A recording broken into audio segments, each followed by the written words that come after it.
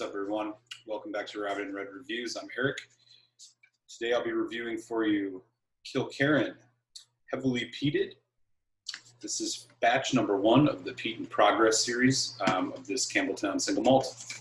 So I will give you a nose, taste, finish review, give you my thoughts on the value, final thoughts on the whiskey, score, and leave you with the malt musing.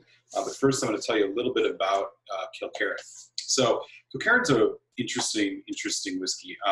This actually comes out of the Glengyle distillery, which is located in the Campbelltown region of Scotland.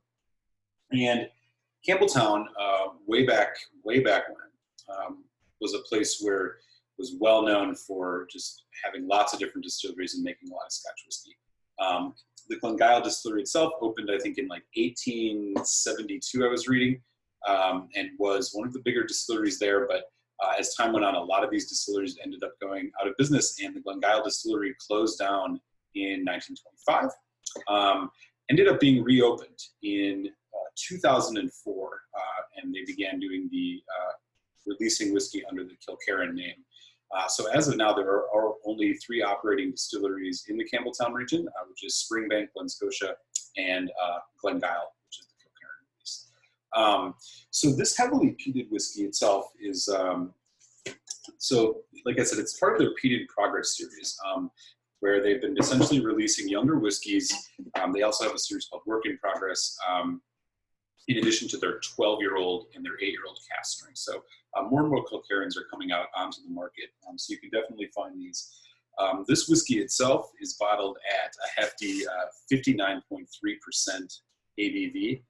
So this is, cask strength and then some. It says here on the bottle that it's matured in oak. I was able to find out that this is actually a blend of 55% bourbon cask and 45% sherry cask.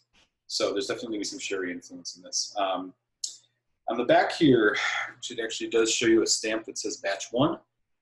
This was released in, I believe, late 2018 or early 2019. It says here, Glengyle are very proud to be continuing and adding to the great Campbelltown distilling tradition, and the choice of name reflects that. Kilkerran is thought to be a suitable name for a new Campbelltown malt, since it was unusual for the old Campbelltown distilleries to be called Glen, to be called after a glen, a custom more usually associated with the Speyside region. Okay. There is actually a stamp here on the bottom of when this was bottled, and it was bottled in February 20th of 2019. So let's see what else it's got to say. A little bit more about the whiskey itself here on this tube. It is in very prominent bold lettering, not chill filtered, no color added. So really great. I've noticed that I see this a lot in Campbelltown malts. Everything you get from Springbank is always bottled in its natural presentation. They never add color to any of their whiskeys. They never chill filter anything as far as I've ever seen. I believe it's the same with Glen Scotia. And so it's just one of the many things that makes Campbelltown malts, I guess, somewhat unique compared to other regions.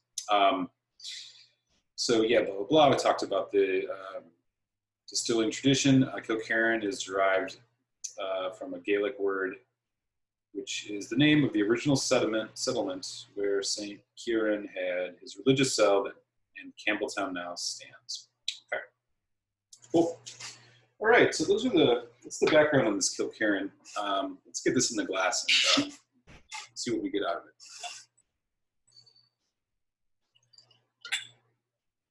Wow, you can really smell the peat on this. I actually was able to read that this is 80 parts per million, or 80, in other words, 80 ppm peat. So I think the only smokier whiskey as far as ppms are concerned is the Octomore line out of Bruichladdich. There's some debate as to whether ppms is the sole way to measure how smoky a whiskey is, but this is according to the ppms at least, compared to something like Ardbeg 10, which is like 45. I think Lafroy 10 around 40. So this is double that as far as parts per million of peat. So here's the color for you. As I said, natural color, no chill filtering, 59.3% ABV. It's going to be intense. Let's do it. All right. So right away on the nose, it's a very dense, earthy peat smoke. Surprise, surprise. Really fresh. You know, it's kind of like fresh. I want to say like fresh concrete or charcoal or something like that. Kind of like wood campfires, really heavy smoke. You can tell that this is a young whiskey too. It's pretty sharp. It's very spirity. This is a non-age statement whiskey. However, I've read that it is around maybe 3 years old, just a tad more than 3 years old. So this is a quite young whiskey. Sweet as well on the nose. Vanilla. There's even a little like mustiness. You get some of this musty warehouse basement smell off of some spring banks. You get a little bit of it in here. Wow. It's really, really intense.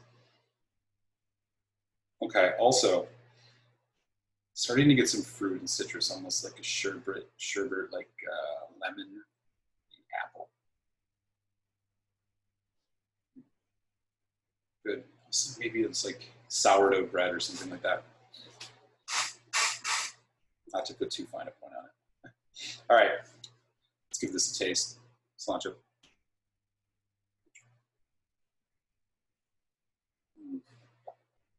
Wow.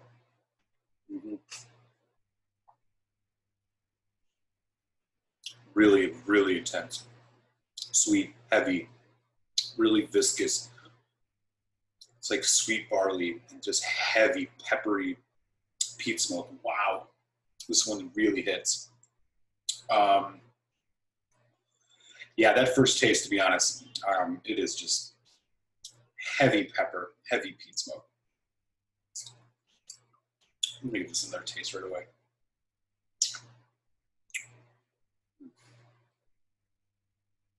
It's really it'll clear your sinuses. And you can just see how oily that is. Wow. So again, right away, intense but sweet, heavy peat, barley sweetness, barley sugar. There's vanilla and kind of like a caramelized sugar maybe. It's like kind of what you get off bourbon notes, but sweeter. Yeah, pepper. There's some fruit too. It's this dark fruit. I can't quite put my finger on it. Just heavy on the arrival. And it really even kicks into gear as you're on the development of this. As you go into the finish, it's about a medium finish, maybe medium long. It's really still hanging on. Vanilla, caramel, pepper. Pepper fades a bit. And also, like, then there's like a note. It's is that like kind of a smoked meat, some type of smoked meat. It's like you're grilling or something. And then a hint of like fresh, like mint almost, just in the background, like a menthol mint. Ashy too, burnt wood kind of thing. Wow, yeah, this one's intense. Let's give this a little bit of water. 9.3% ABV. So, wow.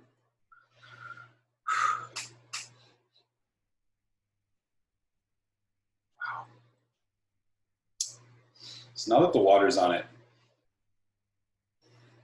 peat smoke is tamed slightly. Also, it might just be because I've been nosing it a lot. It's a little bit fruitier now, but I can't quite pick out what it is. Maybe apple, maybe a little bit of pear. That kind of sourdough bread note is gone, as is that lemon citrus is still kind of there. This nose doesn't really bring out anything different so far. It's mostly just kind of accentuates some of the notes I mentioned before while kind of taming some of the others. All right.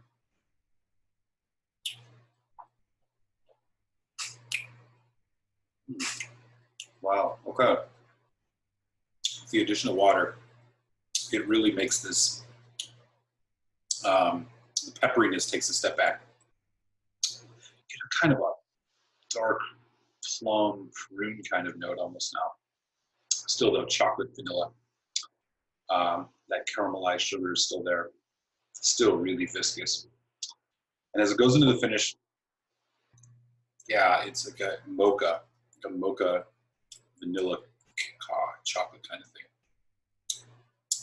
Mintiness is still there a little bit.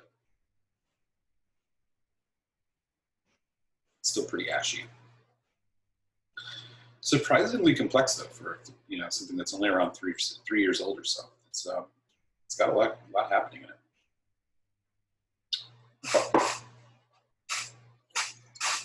Look at that bottle again.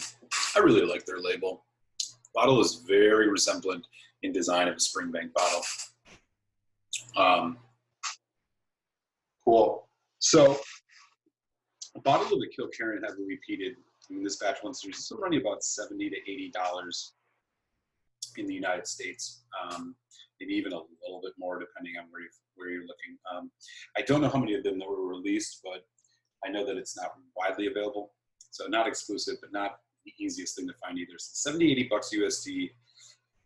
You know, for a non-age stated whiskey, normally that's something you really have to think about. But I think for something like this, it is rather unique.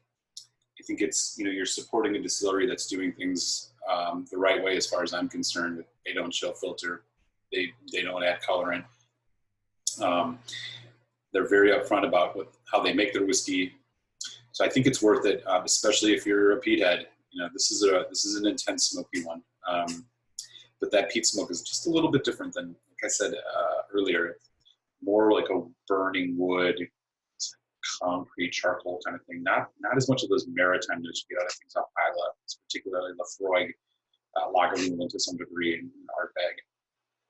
So my final thoughts here. This is an really exciting whiskey, and I think that 80 ppms, you're definitely feeling it in here. I'll be honest though, if I question whether ppms is the way that we actually experience peat smoke, because smoking this on whiskey, because like Lafroig 10, I feel like still almost hits me harder than this.